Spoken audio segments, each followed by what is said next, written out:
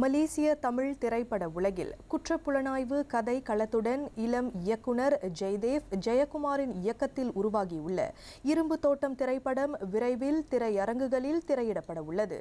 15 வயது மாணவி காணாமல் போவதிலிருந்து தொடங்கும் விசாரணை எதிர்பாரா உண்மைகளையும் மறைக்கப்பட்ட ரகசியங்களையும் வெளிக்கொணர்ந்து மர்மம், பரபரப்பு, உணர்வுபூர்வ திருப்பங்கள் என வேறுபட்ட அனுபவத்தை ரசிகர்களுக்கு வழங்கும் என்று படக்குழுவினர் நம்பிக்கை தெரிவித்துள்ளனர்.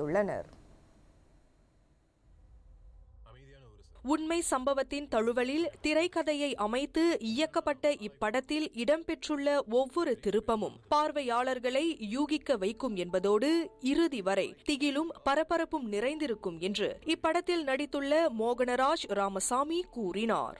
டைரக்டர் இது அவருக்கு இன்ஸ்பயர்ட் ஃப்ரம் ஒரு உண்மை சம்பவத்தை இன்ஸ்பயர் பண்ணி அந்த கதையை அதோட அவர் டெவலப் ஈவன் அவர் மலேசியன் போலீஸ் டிபார்ட்மெண்ட் கூட ஒர்க் பண்ணியிருந்தார்.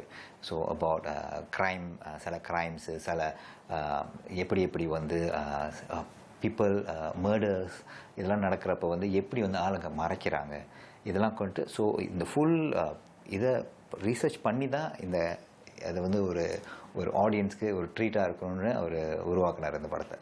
வழக்கமான குற்ற புலனாய்வு திரைப்படங்களை விட உணர்வுகள் மற்றும் சமூகத்தின் மறுபக்கத்தையும் இத்திரைப்படம் பேசும் என்று கூறிய மோகனராஜ், கதையின் வலிமையும் கதாபாத்திரங்களின் யதார்த்தமும் இதன் சிறப்பம்சமாக இருக்கும் என்றும் மேலும் குறிப்பிட்டார். பிள்ளைங்களுக்கு டீச் மட்டும் பண்ணி போகக்கூடாது, ஒரு பெரிய ரெஸ்பான்சிபிலிட்டி டீச்சர்கிட்டையும் இருக்குன்னு சொல்கிற ஒரு தருணம் அதில் இருக்குது. ஸோ அந்த இதில் தான் நான் ரியலைஸ் பண்ணேன் இந்த ரோல் எவ்வளோ இம்பார்ட்டன்ட்னு. பிள்ளைங்க சில இடத்துல வீட்டில் வேறு மாதிரி இருக்குங்க, ஸ்கூலில் வேறு மாதிரி இருக்குங்க, ஸ்கூலில் வேறு மாதிரி இருக்குங்க, வீட்டில் வேறு மாதிரி இருக்குங்க. ஸோ ரெண்டு பேரும் ஜாயின் பண்ணி பேசி ரொம்ப எவ்வளோ ஃப்ரீக்வெண்ட்டாக டீச்சர்ஸும் பேரண்ட்ஸும் பேசுகிறாங்களோ அவ்வளோ பிள்ளைங்களுக்கு நல்லதுன்னு நினைக்கிறோம். ஸோ இதில் சொன்ன மாதிரி டீச்சர்ஸ் நெகட்டிவாகவும் இருக்கலாம். ஸோ படம் பார்த்தா கண்டிப்பாக தெரியும். இன்றைய வேகமான வாழ்க்கை முறையில் பிள்ளைகளின் மனநிலையையும் அவர்கள் எதிர்கொள்ளும் சவால்களையும் புரிந்து கொள்ள பெற்றோரிடையே திறந்த உரையாடல் மிகவும் அவசியம் என்பதை இத்திரைப்படம் நினைவூட்டும் என்று இரும்பு தோட்டத்தில் முக்கிய கதாபாத்திரம் ஏற்று நடித்துள்ள நடிகர் லோகவர்மன் ஸ்ரீதரன் தெரிவித்தார்.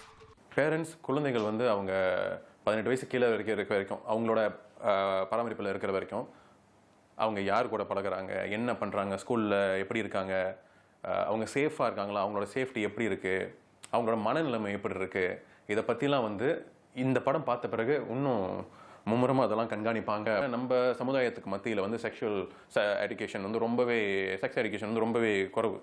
ஸோ இதை பார்த்தோம்னா நம்ம அதை போய்ட்டு ஆராய வேண்டிய சூழ்நிலை உருவாகிறதுக்கான சான்சஸ் இருக்கு.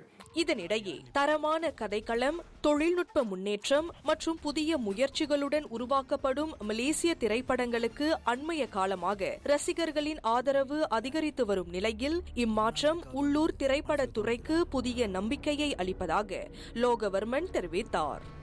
ஆரம்பத்தில் பார்த்தீங்கன்னா வருஷத்துக்கு 1-2 வந்துட்டு இருந்துச்சு. போக போக காலகட்டத்தில் பார்த்தீங்கன்னா இப்போ நிறையா வருதுன்னா வரவேற்பு இருக்கிறதுனால தான் நம்மளும் அதோட டிமாண்ட் இருந்தால் தான் நம்மளும் ஒரு சப்ளை இது பண்ணுவோம். எத்தனையோ ஆயிரங்கள் அவ்வளோதான் கொலெக்ஷன் இருந்துச்சு. அதுக்கப்புறம் லட்சங்களில் வந்தது. அதுக்கப்புறம் 500,000 நம்ம தொட்டோம். இப்போ 1 மில்லியன் 2 மில்லியன் வரைக்கும் நம்ம வந்துட்டோம். இப்போ அது ஒரு அழகான ஒரு நார்மாக இருக்குது. இந்திய திரைப்பட சினிமா கூடயும் நம்ம போட்டி போடுறது அது நம்ம போட்டி போடக்கூடாது. அங்கேருந்து கற்றுக்கலாம். நம்ம ஒரு ப்ராசஸில் போகலாம். ஸோ இந்த ப்ராசஸில் நம்ம போகும்போது கண்டிப்பாக ஒரு வயசு குறவு தான் நம்மளோட இண்டஸ்ட்ரிக்கு. அப்போ அது கொஞ்சம் கொஞ்சமாக தான் ஆளுங்க அடாப்ட் பண்ண பார்ப்பாங்க. அந்த ஒரு சாயல், அந்த ஒரு மாயையிலேருந்து நம்மளோட மாயைக்கு அவங்க வரணும்னா நம்ம பல மாயைகள் பண்ண வேண்டியதா இருக்கும்.